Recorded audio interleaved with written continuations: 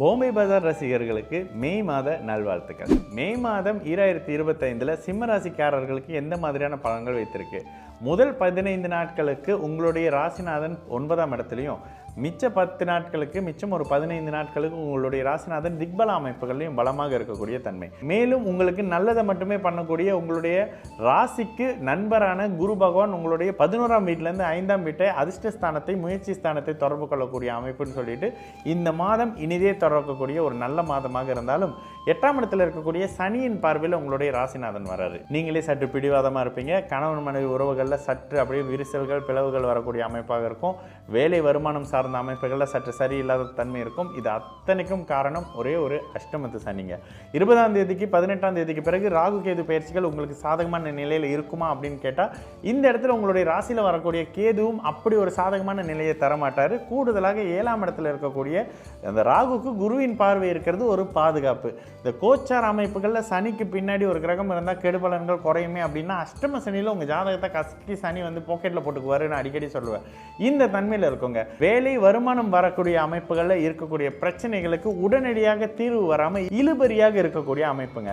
வேலை இடத்துல உங்களை மட்டுமே டார்கெட் பண்ணி ஒரு மாதிரி பிரச்சனை பண்ணுவாங்க. உங்களுக்கு மட்டுமே பாலிடிக்ஸ் பண்ணுவாங்க. உங்களை எப்படியாவது வேலையை விட்டு நீக்கிடலான்ற மாதிரியான அவமானப்படுத்தக்கூடிய அமைப்புன்ற மாதிரி சில விஷயங்கள் வரும். இந்த இடத்துல ஒரே ஒரு நல்ல விஷயம் என்ன அப்படின்னு கேட்டிங்கன்னாங்க, வெக்கம், மானம், சூடு, சொரணை எல்லாத்தையும் எடுத்து சைட்டில் வச்சுட்டு வருமானம் இருந்தால் தான் குடும்பத்தை நடத்த முடியுன்ற மாதிரியான ப்ராக்டிக்கலான சில விஷயத்தை உணர்ந்து சற்று மானம் ரோஷம் இல்லாமல் இருங்க. வேலை வருமான இடத்துல இப்போ வேலை போணுச்சுன்னா இன்னும் ஒரு 2 வருஷத்துக்கு வேலை இல்லாத நிலை இருக்கும். தயவு செய்து அவசரப்பட தேவையில்லைங்க.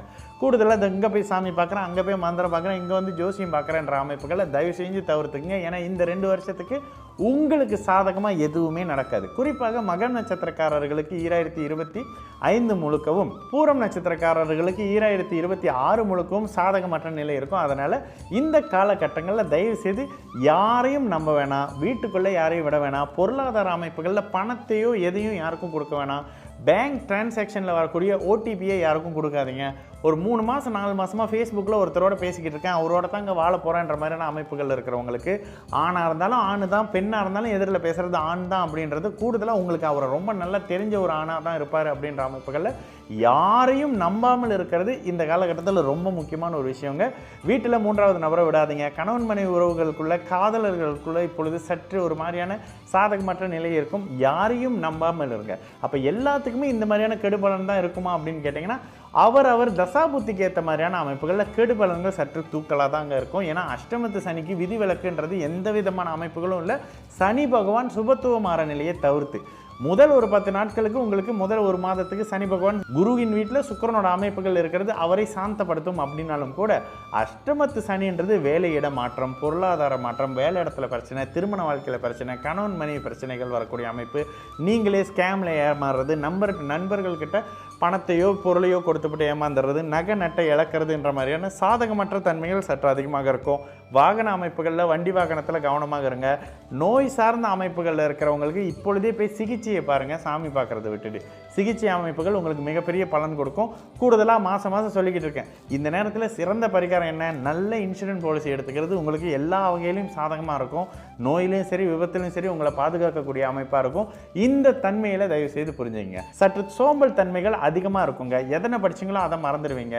வீட்டுக்கு வந்தீங்கன்னா வீட்டில் ஆல்ரெடி ஒரு பிரச்சனை இருக்கும். உங்களுடைய படிப்பையோ அதையோ இதையோ டைவர்ட் பண்ணுறதுக்கு இந்த மாதிரியான விஷயங்கள் இருக்கும். பேச்சில் எல்லா வகையிலையும் கவனம்ங்க. யாருக்கும் உத்தரவாதம் கொடுக்க வேணாம், ஜாமீன் கையெழுத்து போட வேணாம்.